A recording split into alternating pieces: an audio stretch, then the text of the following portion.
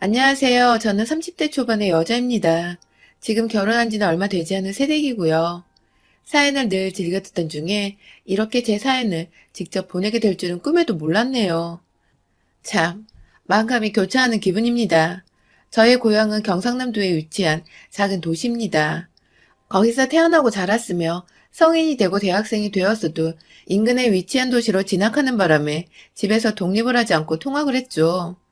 말 그대로 고향 땅을 단 한 번도 제대로 떠나본 적이 없었습니다. 수학여행 때만 빼고 말이죠.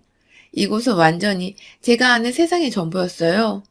또 오랜 친구들부터 시작해서 이웃 어른들까지 모두도 알고 지낸 지가 태어났을 때부터인지라 애정도 가득한 곳입니다. 제 친구들은 드라마나 뉴스에 나오는 대도시인 서울을 보며 늘 가고 싶다며 동경을 하고 서울로의 대학 진학을 입에 달고 살았어요. 그중에 욕심있고 공부도 잘하던 친구들은 정말로 대학을 서울로 진학하면서 독립을 하러 상경을 했고요. 하지만 전 또래 친구들과는 달리 서울에 딱히 가보고 싶다거나 동경하는 마음도 들지 않았었습니다. 의욕도 없어서 서울에 있는 대학은커녕 그냥 여차저차 되는 대로 공부를 하곤 인근 지방대학으로 진학을 했고요. 그럼에도 불행하고 뭔가 뒤처진다는 느낌은 단 하나도 들지 않은 채 안정적이고 곁에 늘 있어줄 가족이 가까이 있다는 것과 그런 가족들의 곁에서 살며 늘 살았던 대로 평범하게 이 도시 주변을 어슬렁거리며 사는 게 제 삶의 무척이나 만족도가 높았었어요.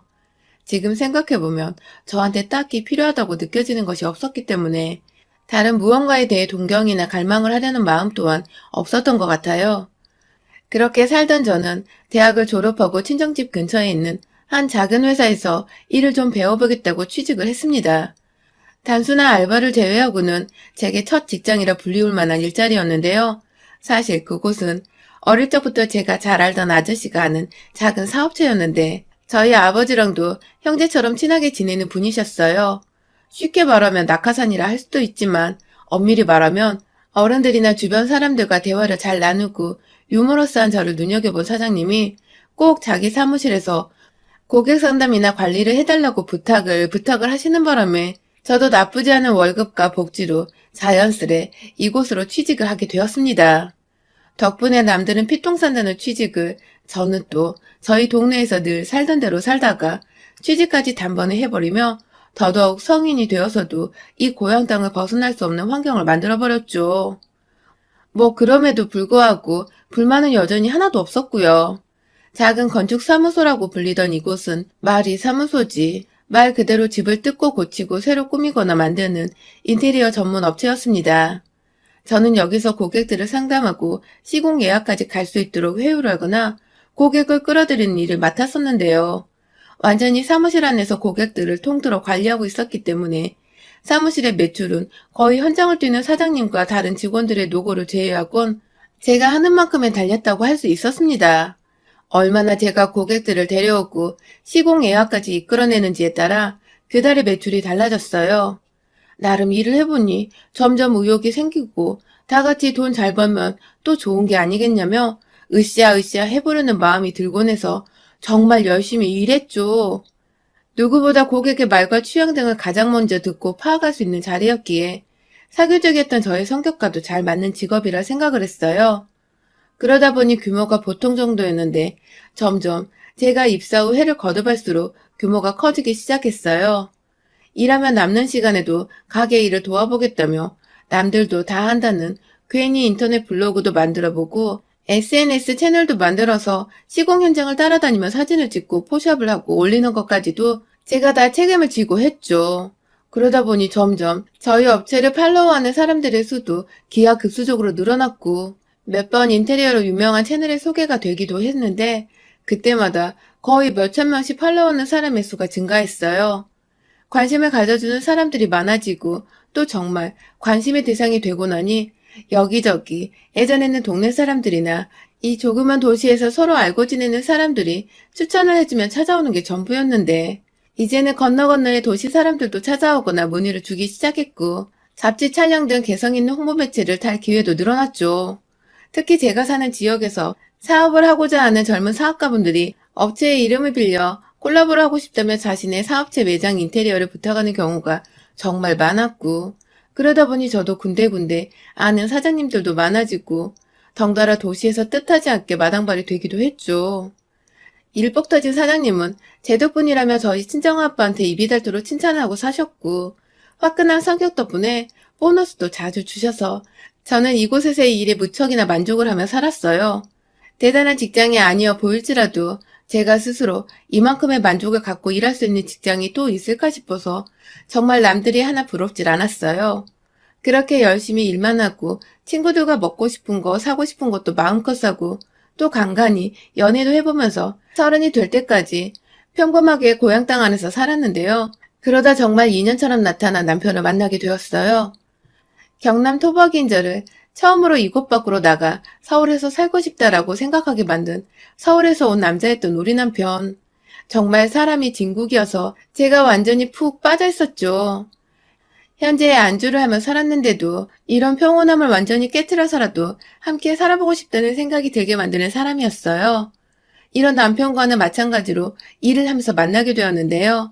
전국에서 유명하다는 인테리어 업체들을 다 돌아보며 자신의 마음에 드는 가게를 만들어줄 만능 업체를 찾아다니는 게 나름의 취미생활이라 여겼던 우리 남편은 그때도 인근 부산에서 거래처와 미팅이 있어 서울에서 먼 길을 떠나왔다가 그냥 이곳저곳 근처 도심들을 구경하며 인테리어 매장들을 돌아보고 다니던 중이었어요. 그러다 어느 잡지에서 봤는지 친히 저희 가게까지 찾아오게 되었는데 둘이서 상담을 하고 상담을 받기는커녕 대화를 좀 나누다 서로 첫눈에 반해버리고 말았었죠. 눈에 하트가 가득 담겨서 좋아 죽겠는 표정을 숨기지 못했던 그날의 남편의 표정은 아직도 제가 정말 잊을 수가 없습니다. 그렇게 대화를 나누다가 사투리를 안 쓰는 남편이 서울 사람인 것도 알았고 그러다 보니 이 사람이 살아온 배경이 그곳이 궁금해졌어요. 그렇게 짧은 만남이었지만 꾸준히 연락을 하고 지내오다가 남편이 먼저 제가 사는 곳으로 차를 타거나 혹은 KTX를 타고 내려와 데이트 신청을 하기 시작했고 그렇게 저희는 연락만 하다가 데이트까지 이어지며 결국 서울과 지방 도시 간의 장거리 연애를 시작하게 되었습니다. 제 인생 첫 타지 남자였고 장거리 연애였죠. 서로의 얼굴을 보고 싶을 땐 못 본다는 것은 정말 고역이었어요. 그럴 때면 서로 하루 종일 핸드폰을 붙잡고 대화를 하거나 영상통화를 하며 밤새도록 시간을 보내곤 했죠. 그리고 주말이 되면 어김없이 저를 보러 와주던 이 남자의 정성을 저는 무려 1년이나 지켜봤답니다. 정말이지 늘 한결같았고 먼 길 찾아 절 보러 와주는 이 사람의 모습이 너무너무 고맙고 또 한편으로 미안하기도 했어요. 늘 남편이 먼 길을 보러 와주는 사람이었으니까요.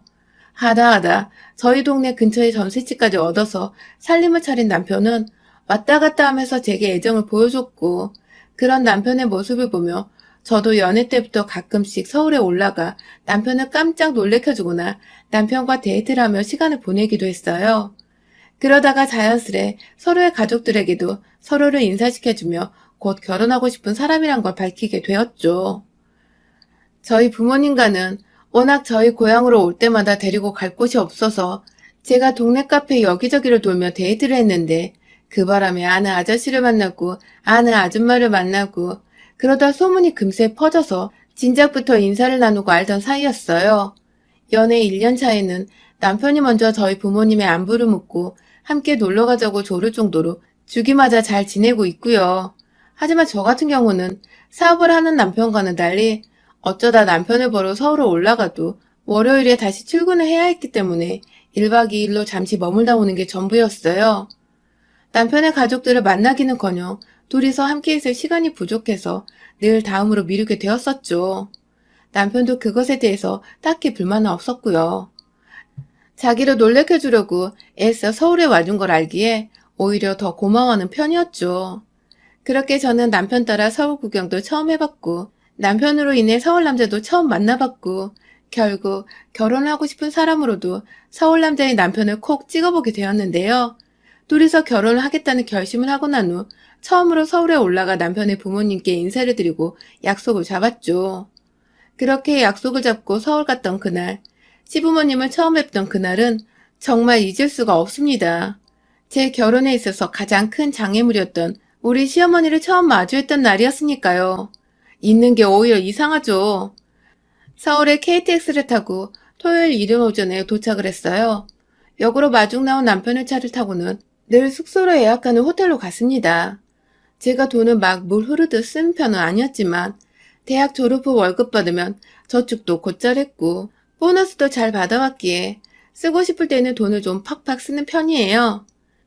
서울에서 남편을 만날 때에는 늘 좋은 곳에서 좋은 기분 내면서 힐링받으며 남편과 좋은 시간을 보내고 싶었기에 좋아라 하는 호텔 브랜드로만 찾아서 예약을 했죠. 이른 체크인을 하고 짐을 풀자마자 구석구석 샤워를 했습니다. 옷도 다림질까지 해서 잘 갖춰 입었고 얼굴도 예쁘게 단장을 했죠. 시부모님을 만나러 가는 길이었으니까요. 그리고는 바로 옆에 있던 롯데백화점에 가서 시부모님 드릴 작은 선물도 준비했습니다. 도무지 뭘 준비해야 할지 몰라서 남편과 함께 상의를 하고는 어르신들이니까 몸에 좋을 홍삼 세트와 함께 곁들여 드실 고급 한가 세트를 준비했어요. 제 딴에는 정말 남편과 머리를 맞대고 진지하게 고민해서 골랐던 것이었습니다. 그런데 잔뜩 긴장하고 설레어 찾아간 시댁의 분위기는 제가 생각했던 것과는 아주 달랐어요.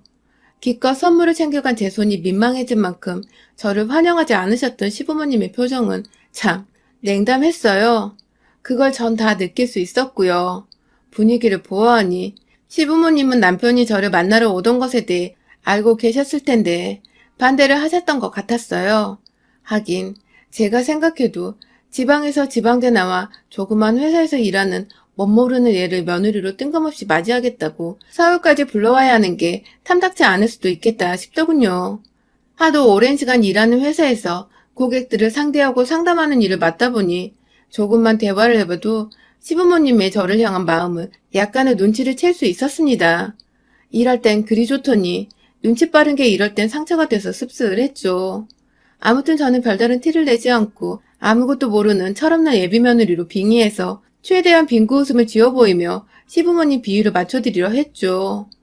이왕이면 옷도 좋고 액세서리도 좋고 요즘 좋은 거 참 많은데 홍삼에 한 거 사왔다며 제가 그닥 센스 있는 요즘 애가 아닌가 보다며 시어머니가 직설적으로 무안을 주기도 하셨지만 전 다 상관없었어요. 남편과의 결혼 승낙을 받는 게 우선이었으니까요. 점점 제가 사투리 섞인 말투로 노력하고 진땀 빼는 모습을 보이자 귀여우신지 안쓰러운지 애초롭게 바라봐 주시는 시아버지의 표정을 보니 점점 저한테 호감을 느끼시는 것 같아서 시어머니 한 명만 설득하면 된다는 것도 나름의 위안이 되었어요. 평생을 환대까지는 아니어도 미혼터 박혀 산 적이 없었는데 누군가로부터 환영받지 못하고 있는 그 상황이 꽤나 힘들었습니다. 마음 좀 돌려보겠다고 전에는 어쩌다 가던 서울을 정말 거의 매 주말마다 찾아 나서서는 시어머니 옆에서 아양을 떨어보곤 했어요. 괜히 딸 없는 시어머니 옆에서 딸로를 좀 해보겠다며 카페도 가보고 백화점 쇼핑도 따라가보고 막 이것저것 노력을 많이 해봤는데 3주쯤 지나서 알겠더라고요. 시어머니가 왜 절 싫어하시는지 그 정확한 이유를 말입니다. 그간 시어머니는 제가 남편의 돈을 허투루 쓰는 보잘것없는 민폐녀라 생각을 하고 계셨더라고요. 저한테 갑자기 왜 자꾸 돈 아깝게 서울에 오냐며 핀잔을 주셨어요. 남편은 잠깐 친구 전화를 받겠다고 식사 자리에서 자리를 비운 사이였는데 말이죠. 혼자 남겨줘서 황당한 소리를 들으니 저도 살짝 어이가 없더라고요. 무슨 소리냐고 물어보니 제게 그렇게 안 봤는데 생각보다 은큼한 구석이 있다며 간을 살살 보시던 시어머니. 더 들어보니 그건 호텔비를 말하는 것이었습니다. 아니 글쎄, 제가 직접 벌어다 놓은 제 돈으로 예약을 하고 결제까지 한 그 호텔 비용을 그간 자기 아들이 내주고 있었기에 제가 자주 서울을 찾아오고 이렇게 매번 놀러오다시피 와서는 옆에 쫄랑쫄랑 따라다니는 거 아니냐고 그러시는 겁니다. 자기 아들이 돈 벌어서 제 호텔비나 내주는 꼴이 너무 화가 난다고 말이죠. 근데요, 그 자리에 저희 시아버지도 계셨었거든요. 시아버지가 난감한 표정을 지으시는 걸로 보아 그간 제 욕이란 욕을 시아버지 앞에서 엄청나게 하셨나 보더라고요. 시아버지는 오해면 어쩌나 싶어 난감해하고 있고 저는 저대로 화가 나고 어이가 없어서 두 어른들을 멀뚱멀뚱 쳐다보고 있고 그러다 남편이 다시 자리로 돌아왔는데 제가 몇 마디 대놓고 던져봤습니다. 아주 천연덕스럽게 일부러 말이죠.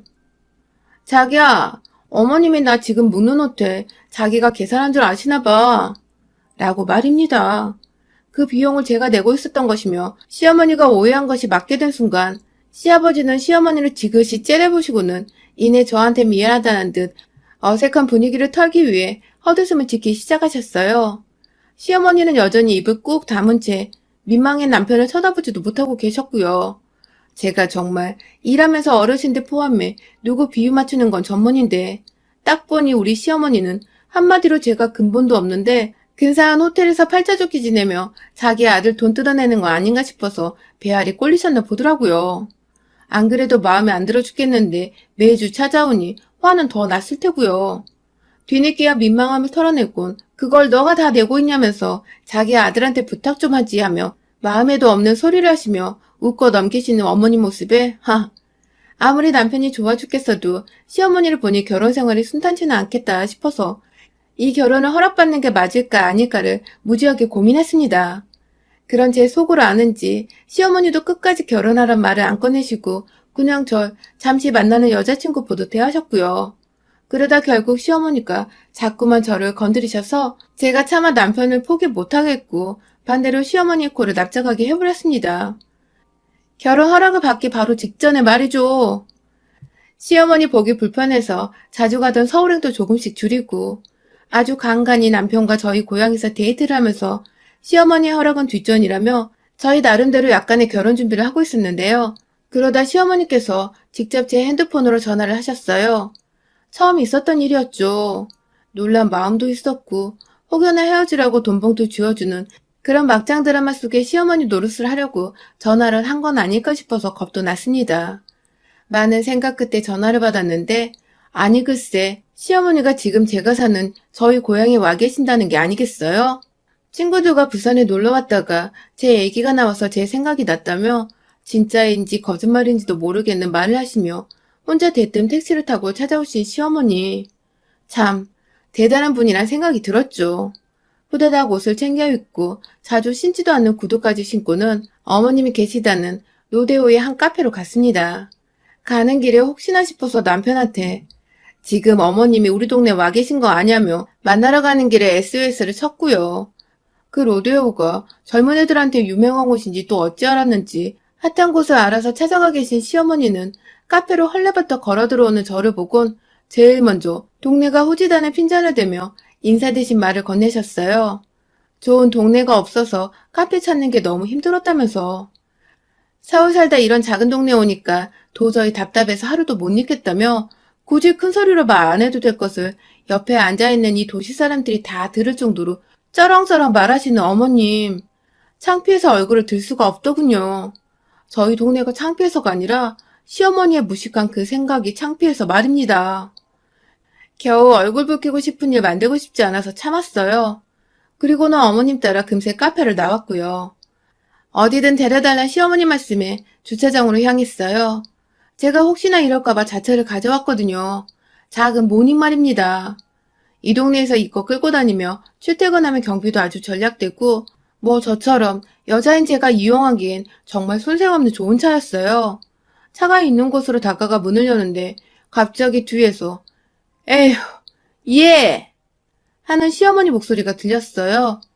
너무 놀라서 저 정말 뭔 일이냐면 후딱 뒤를 돌아봤는데 아니 글쎄 시어머니가 제 차가 조그만 거라 창피해서 못하겠다며 원래 이런 촌구석에서는 다 이런 질 떨어진 차만 타고 다니냐고 애꿎은 제 차를 욕하는 게 아니겠어요? 제가 도시에 안 살아봐서 제 또래의 여자애들은 무슨 차를 타고 다니는지 제가 트렌드를 모른대요. 게다가 이런 것 타면서 그리 자랑스레 차 문을 열거나 차 소개를 하는 거 아니라며 별 가짜는 충고를 하며 저를 욕보이던 시어머니. 캬, 진상에 아주 끝판왕이 납치셨더라고요. 그거 제가 월급 모아서 제 돈으로 산 첫 차였는데 지금껏 운전해오며 운전 조심하라고 다니란 충고는 들었어도 총구석에서 질 떨어진다는 소리는 또 처음 들어봤습니다. 안 그래도 구두 신고 있는 상태라 어머님 뒤만 이리저리 쫓아다니다가 다시 주차장 와서 또 차 끌고 나가려고 정신이 하나도 없고 몸도 벌써 피곤한 상태인데 자꾸 승질을 건드리는데 계속 더 참았다가는 하루 종일 제가 가진 것들, 제 배경들, 제가 아끼는 제 고향까지 싸그리 잡아서 비하하고 비꼬지 못해 안달날 것 같아 그냥 확 이 결혼까지도 엎어버릴까 말까 정말 나름대로 극단적 선택을 하랴 머리가 지끈거리는 그때 남편한테서 연락이 왔어요. 뒤늦게 제 문자를 보고서 전화가 온 것이었죠. 일부러 안 받으려다가 남편도 알 건 알아야 한다며 수화기 전화 버튼을 눌러버렸어요. 시어머니는 그걸 아는지 모르는지 또 한참을 굳이 제 차를 한 바퀴씩이나 돌며 구석구석 보더니 너 내가 드라마도 안 보냐? 사업하는 남자가 이런 걸 끌고 다니는 여자를 만나면 모양이 서냐며 남편 편만 들어댔고 제가 거기다 대고 제가 운전하기엔 편하고 저렴해서 부담 없이 사용할 수 있다며 대꾸를 하니 주차장 한복판에서 버럭 소리를 지르며 더워 죽겠는데 쓸데없는 걸로 어른이랑 논쟁을 하려 한다며 대뜸 제 말을 잘라먹고 화부터 내기 시작했어요. 그 바람에 저는 남편을 의식하며 마음에는 없는 죄송하던 소리를 하며 깨갱했고 시어머니는 더 의기양양해져서 제 차를 쪽팔려서 못하겠다며 당장 콜택시를 불러달라고 바락바락 우기셨습니다. 한참 동안 시어머니가 앙칼진 모습이 어처구니 없게도 귀엽다며 더 짓거려보란 듯이 쳐다만 보고 있었어요. 제풀이 꺾일 때까지 지켜만 보다 보면 지도 반응이 없으니 잠잠해지겠거니 했죠. 그랬더니 정말 5분도 안 돼서 목 아프다고 물을 사달라는 시어머니. 그냥 그 손에 물 대신 제 핸드폰을 쥐어줬습니다. 이걸 왜 자기 주냐며 도로 가져가 절 주려다 핸드폰에 떠있는 통화 상대 이름이 자기 하트가 그려진 걸 보고는 직감적으로 자기 아들인 거 알았는지 냅다 끊어버린 시어머니. 그런 시어머니 앞에서 도로 핸드폰을 뺏어와 전화를 다시 걸어 남편에게 말했어요. 내가 지금 니네 엄마한테 당했으면 절대 못 잊겠다고. 너랑 결혼 못하겠다고 하자. 먼 서울에서 방방 뛰며 안 된다고 난리가 난 남편. 당장 제가 있는 곳으로 오겠다는데 그래봤자 가장 빠른 KTX를 타도 적어도 4시간은 걸리는 거리였거든요. 못 참겠다고. 정말 나랑 결혼하고 싶으면 너 당장 내가 사는 고향 땅으로 내려와 네가 나랑 같이 살라고 말했어요. 그리고는 옆에서 그게 무슨 말도 안 되는 소리냐며 또 바락바락 기를 쓰던 시어머니. 전 그런 시어머니를 그냥 주차장 한복판에 세워놓은 채 혼자서 제 MI 모닝을 타고 사라져드리겠습니다. 하고서는 빠져나왔네요. 차 문을 닫았는데도 뒤에서 절 부르며 다급히 멈추라던 시어머니의 목소리가 바로 옆에 있는 것처럼 쩌렁쩌렁하게 들려왔어요. 하지만 전 뒤도 안 돌아보고 예쁜 제 모닝차를 타고 집으로 돌아왔습니다. 시어머니는 그 길로 혼자 어찌저찌 길거리에서 택시를 잡아 부산으로 돌아갔더더군요. 여기 오는 길에도 우아하게 택시 타고 오신 줄 알았더니 알고 보니 친구들하고의 모임도 순 뻥이었고 택시 타고 온 것도 뻥이었고 그냥 부산역에서 버스 타고 저희 고향으로 찾아오셨던 것이더라고요.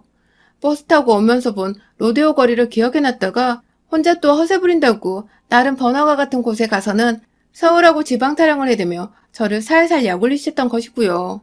그렇게 돌아가선 남편과 한참을 다퉜는지 이 모자는 결국 남편이 저 좋아 죽겠다며 저 따라 제가 사는 고향으로 이사오게 되며 완전히 싸움이 종료되었습니다. 그렇게 총구석이라 무시하던 곳으로 아들이 살겠다고 이사를 하니 속이 뒤집어진 시어머니는 몇 날 며칠을 머리에 흰 두건을 쓰고 혼자 시위를 하겠다고 몸져 누워있었지만 끝내 남편이나 저나 신혼의 즐거움으로 시어머니를 까마득히 잊은 채 결혼 생활을 즐긴다고 시댁은 근처도 찾질 않았고요. 그 바람에 어머님도 거의 포기하다시피 지금은 체념하고 아들 없는 척 살고 있다 하네요. 물론 간간히 저한테 연락 와서 남편 밥 잘 챙겨주라는 시덥지 않은 어머니 노릇을 하고 있는데 아직 정식으로 미안하단 말을 안 하셨기에 무지막지하게 문자는 씹어대고 있는 중입니다.